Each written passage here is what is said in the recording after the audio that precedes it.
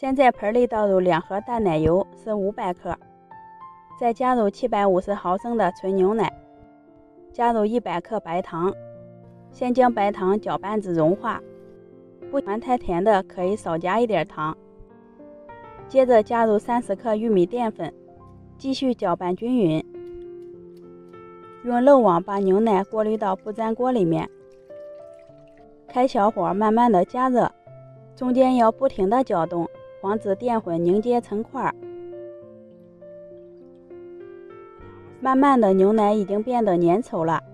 一直煮到锅里不停冒出气泡，用铲子挑起来成流动的奶糊即可关火。再用漏网过滤到大盆里，也能使做出的成品口感更细腻。我准备3种水果，把猕猴桃切成片，水蜜桃也切成片，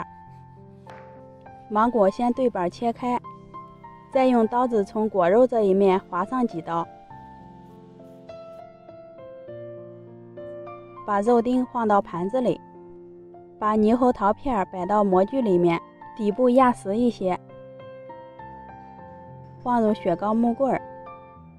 倒入1勺放凉的奶糊，把盖子盖上，先放在一旁。再做个水蜜桃口味的，我这个勺子刚好1勺倒满1个模具。最后来做芒果口味的，先把芒果丁铺在底部，再倒入奶糊，用纸板铺在下面，好给模具定型。放入冰箱里冷冻4个小时以上。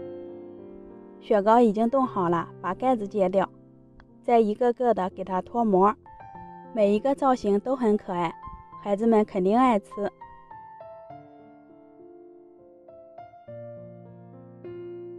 这个是水蜜桃的，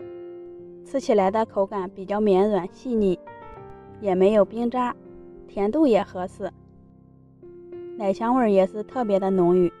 不放任何添加剂，孩子们吃着也放心。喜欢的朋友可以试一下，有空做给孩子们吃哦。帮忙转发收藏，